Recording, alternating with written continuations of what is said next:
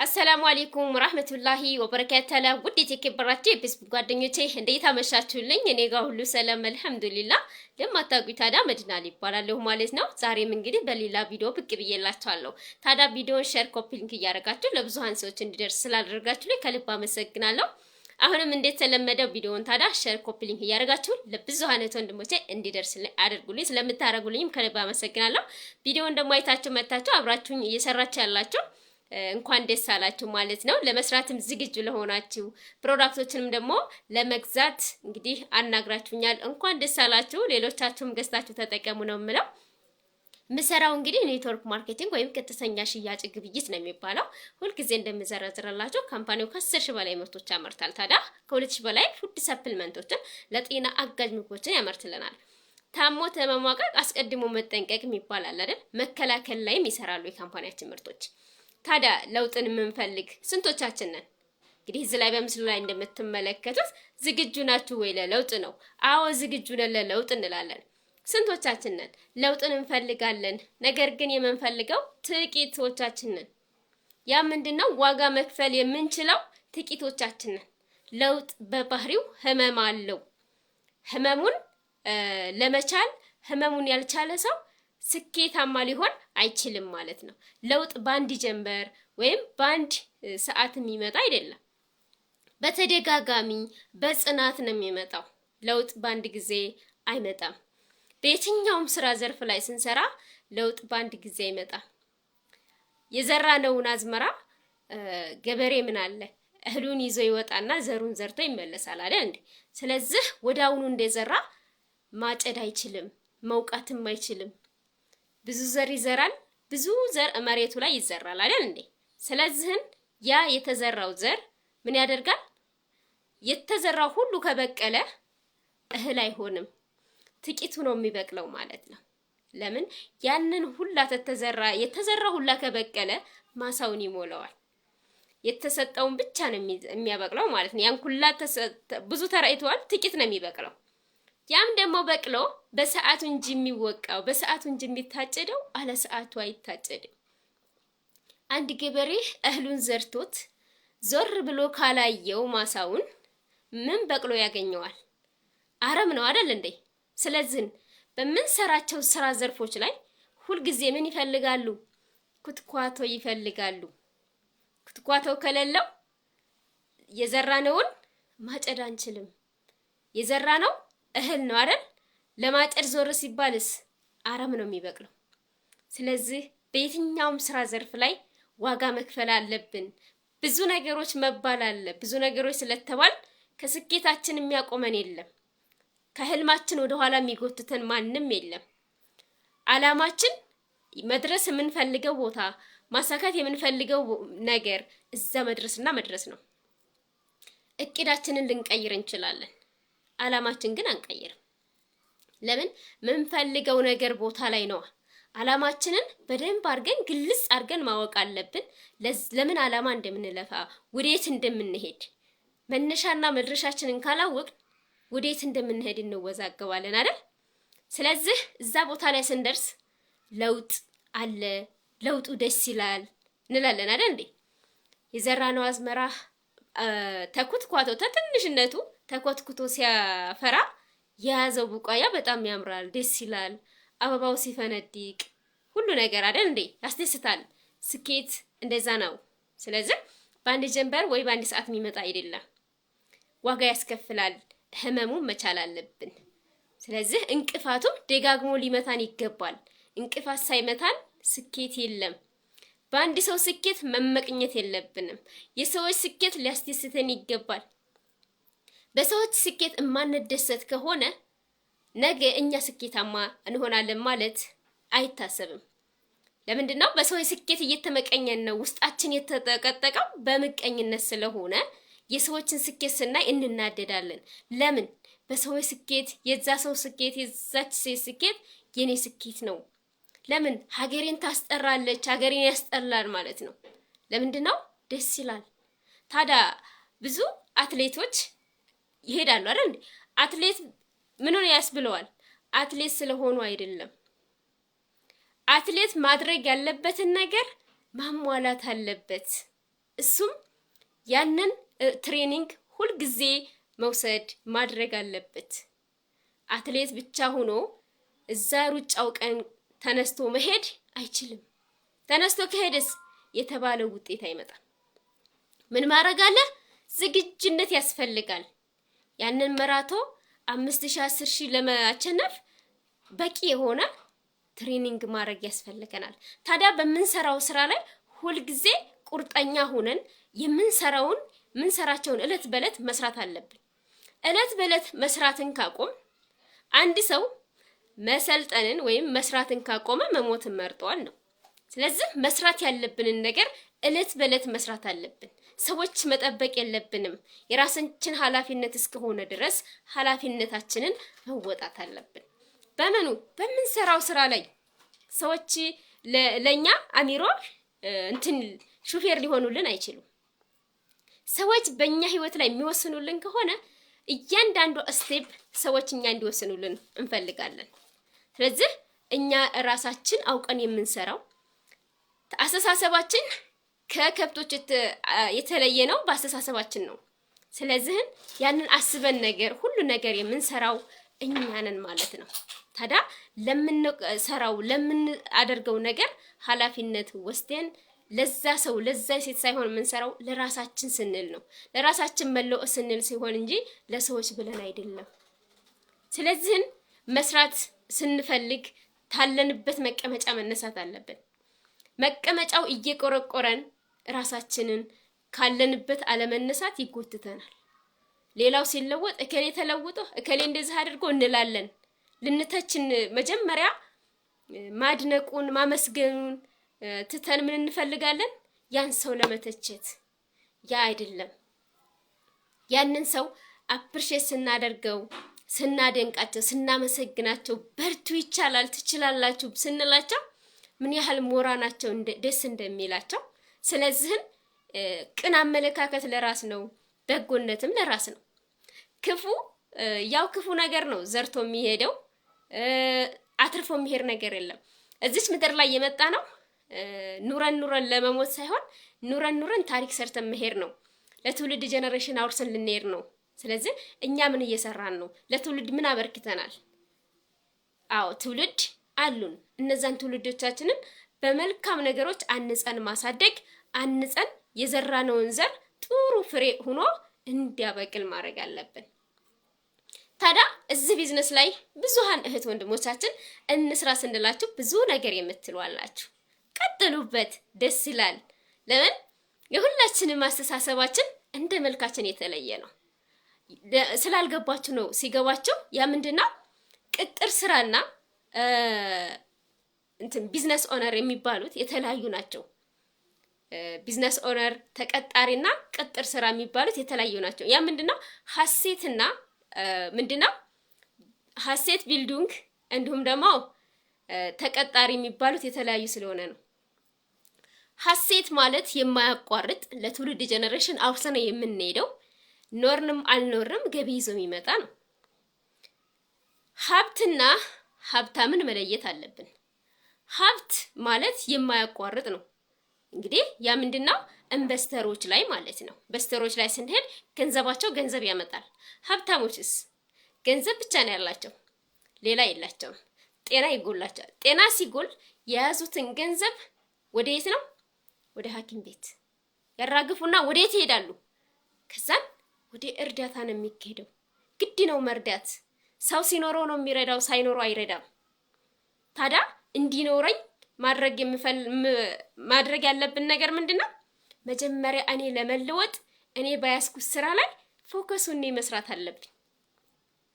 ዛሬ የዓለም ቢሊነሮችን ስንመለከት ዝም ብለው አይደለም ቢሊነር የሆኑት፣ ወይም መጽሐፋቶችን እየጻፉ የያተሙ ለኛ ሁላ እንዲደርስ የነሱ ዕውቀት ለኛ እንዲተርፍ ያደረጉት ትናንት እነሱ የጀመሩት ቢዝነስ የጀመሩት ስራ ብዙ ነገር ተብለዋል። ትችትን አልፈሩም። ትችት ገዳይ ነው።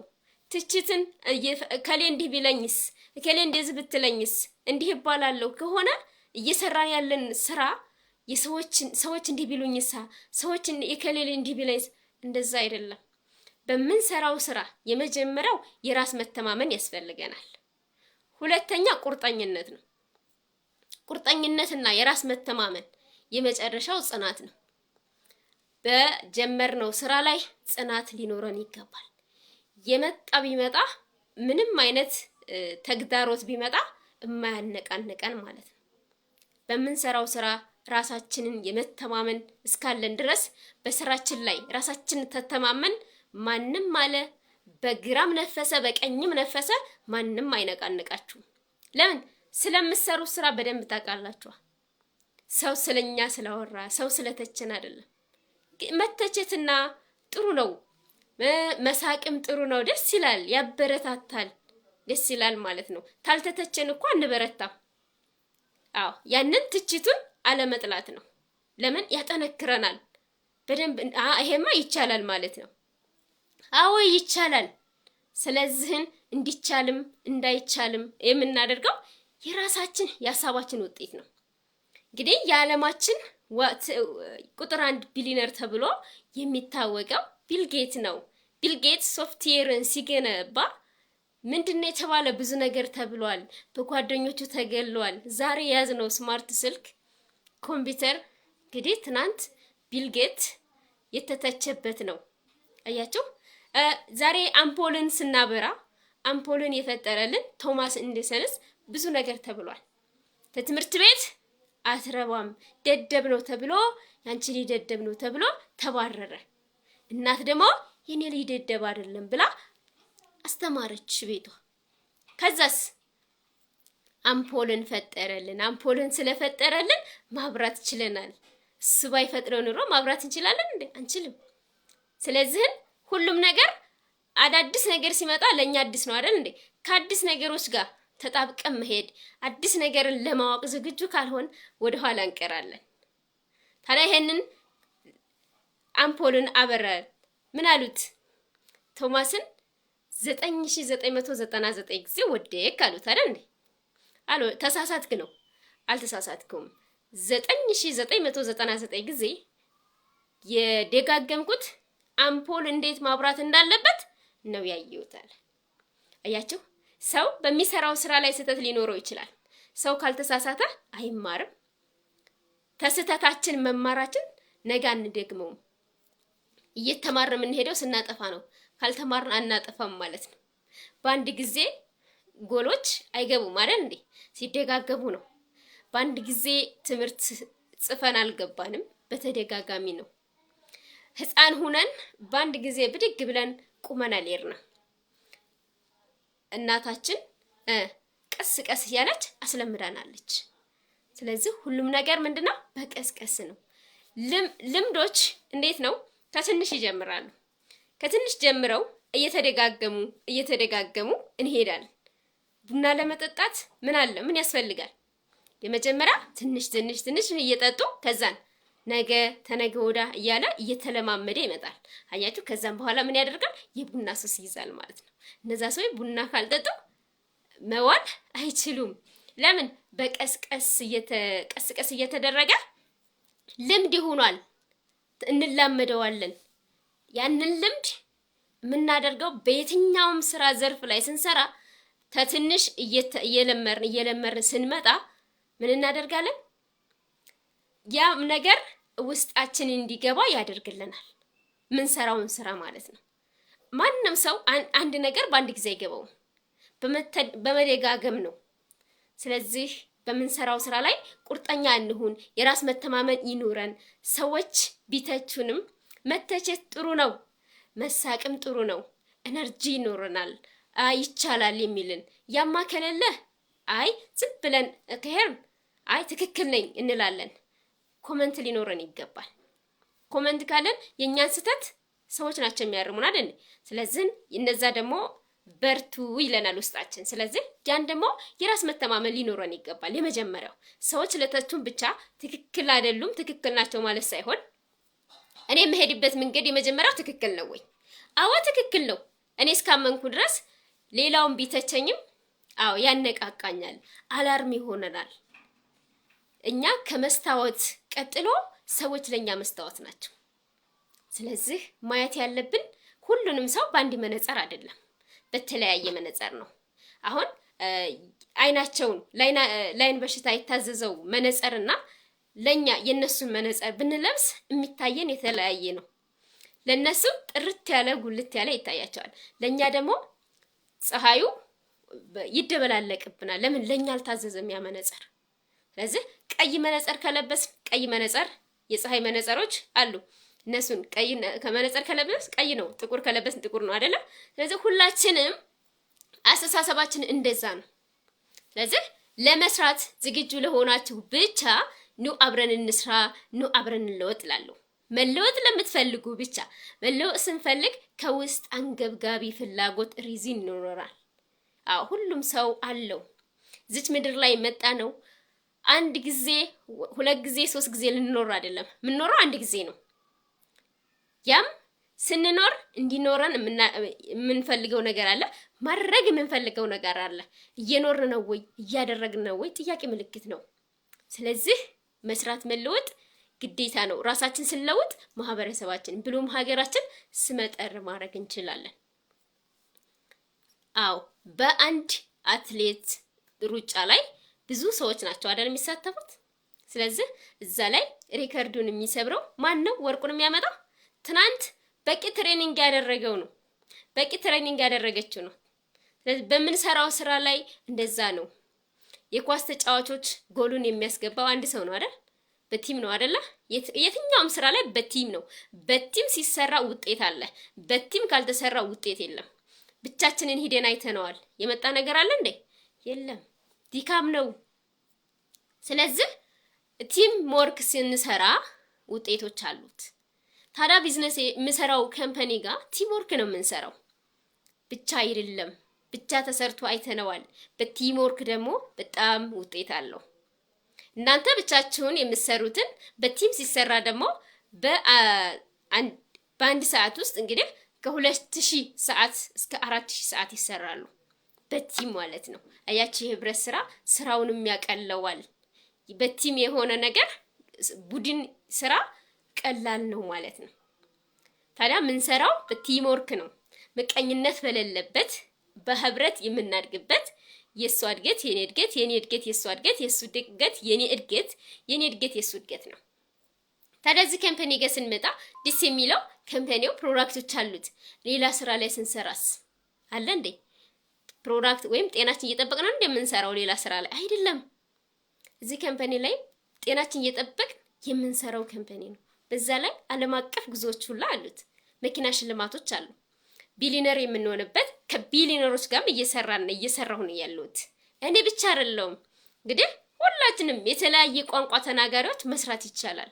ትምህርት እውቀት አይጠይቅም፣ ቦታም አይገድብም፣ ምንም አይነትም ክሎትንም አይጠይቅም። ሁሉም ሰው በያዘው ስማርት ስልክ መስራት ይችላል። የመጀመሪያው ለውጥን መፈለግ ነው፣ ፈልጎ ማግኘት ነው። ስለዚህ ኑ አብረን እንስራ እላለሁ። ዛሬም አልረፈደም። ስለዚህ መስራት ትችላላችሁ። ጊዜያችንን በአግባቡ መጠቀም አለብን። ጊዜ በአግባቡ ካልተጠቀምንበት ጊዜን ካባከን ነው። በጊዜ ከተጫወት ይጫወትብናል። የጊዜ ጀግና እንጂ የሰው ጀግና የለም። ጊዜያችንን በአግባቡ እንጠቀም። ወጣትነትን መጠቀም አለብን። ጉልበታችን ሲደክም አይደለም አይዲያዎች የሚመጡልን፣ የዛን ጊዜ ነው አይደል? አንድ ሰው ገንዘብ ኑሮት አጠቃቀሙን ሳያውቀው ያልቃል። ካለቀ በኋላ ይባንናል። አያችሁ? ስለዚህ ሁሉም ነገር ምን ይፈልጋል? የመጀመሪያው ያንን ገንዘብ አግኝቼ ምን ማድረግ አለብኝ? በምሰራው ስራ ላይስ ምን ያህል ዝግጁ ነኝ? ራሴን ቀይሬ ማህበረሰብን። ስለዚህ መስራት እንችላለን። መሰደድም ይበቃል፣ ቅጥር ስራም ይበቃል። አይተነዋል አይደል? ስለዚህ እዚህ ቢዝነስ ላይ ተቀጥረን ወይ ቀጥረን አይደለም። አለቃ የለብንም። አለቃ ራሳችን ነን። ኑ እንስራ። እዚህ ላይ ደሞዝ ሳይሆን ኮሚሽን ነው የሚከፈልን። ኮሚሽን ደግሞ በሰራን መጠን ካምፓኒው ጋር ሰርተው ቢሊነር የሆኑ አሉ። ከቢሊነሮች ጋር ነው የምንሰራው። ቢሊነር ሆነው ቢሊነርም ያደረጉ አሉ። አዎ እነሱ ችለዋል፣ እኔም እችላለሁ፣ እናንተም ትችላላችሁ፣ እኔ እችላለሁ። ስለዚህ እንስራ፣ እንለወጥ እላለሁ። ፕሮዳክታችን እየተጠቀም ጤናችን እየጠበቅን ነው።